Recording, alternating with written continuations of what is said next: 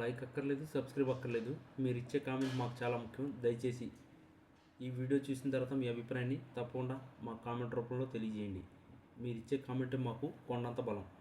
ఆంధ్రప్రదేశ్ రాజకీయాల్లో ఎప్పుడు ఏదో ఒక సంచలనం జరుగుతూనే ఉంటుంది. కానీ ఇప్పుడు వినపడుతున్న ఈ వార్త మాత్రం కేవలం రాష్ట్ర వ్యాప్తంగానే కాదు, దేశవ్యాప్తంగానే పెను సంచలనానికి తెరలేపింది. భారత రాష్ట్రపతి ద్రౌపది ముర్ము గారు అకస్మాత్తుగా మాజీ ముఖ్యమంత్రి వైఎస్ జగన్మోహన్ రెడ్డి నివాసానికి వెళ్లడం ఇప్పుడు పెను దుమారం రేపుతుంది. సాధారణంగా ప్రోటోకాల్ ప్రకారం రాష్ట్రపతి పర్యటనలు చాలా ముందుగానే ఖరారవుతాయి, మరియు అవి అధికారిక కార్యక్రమాలకే పరిమితం అవుతాయి. కానీ ఎటువంటి ముందస్తు సమాచారం లేకుండా అత్యంత రహస్యంగా లేదా అకస్మాత్తుగా జగన్ ఇంటికి రాష్ట్రపతి వెళ్లడం వెనుక ఉన్న మతలబు ఏంటి అని రాజకీయ విశ్లేషకులు బుర్రలు బద్దలు కొట్టుకుంటున్నారు. ఈ పరిణామం అధికార కూటమిలో ఉన్న ముఖ్యమంత్రి చంద్రబాబు నాయుడు మరియు ఉప ముఖ్యమంత్రి పవన్ కళ్యాణ్కు ఒక రకమైన షాక్ ఇచ్చిందని రాజకీయ వర్గాల్లో చర్చ నడుస్తుంది. రాష్ట్రపతి పర్యటన అంటే సాధారణంగా గవర్నర్ మరియు ముఖ్యమంత్రి వెంట ఉండాలి. కానీ జగన్ ఇంటికి వెళ్ళే సమయంలో వారి పాత్ర ఏంటి అని దానిపై స్పష్టత లేదు. ఈ పర్యటన కేవలం మర్యాదపూర్వకమైందా, లేక దీని వెనుక ఏదైనా బలమైన రాజకీయ సంకేతం ఉందా అనే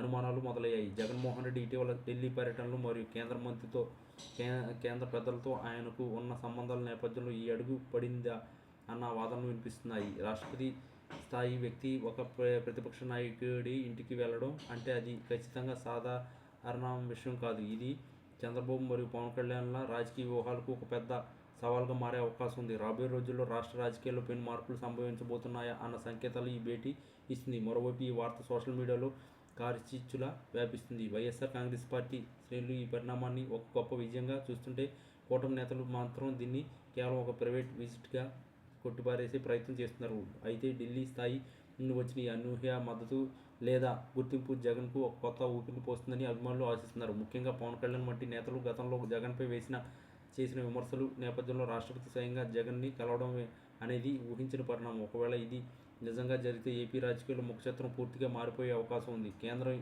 ఏపీ విషయంలో ఒక కొత్త అడుగు వేస్తుందా, లేక జగన్కు ఒక ప్రత్యేకమైన భరోసా ఇస్తుందా అన్నది ఇప్పుడు $1,000,000 ప్రశ్న. ఏది ఏమైనా ఈ వార్త ఆంధ్రప్రదేశ్ రాజకీయాల్లో ఒక పెను తుఫాను సృష్టించడం ఖాయం.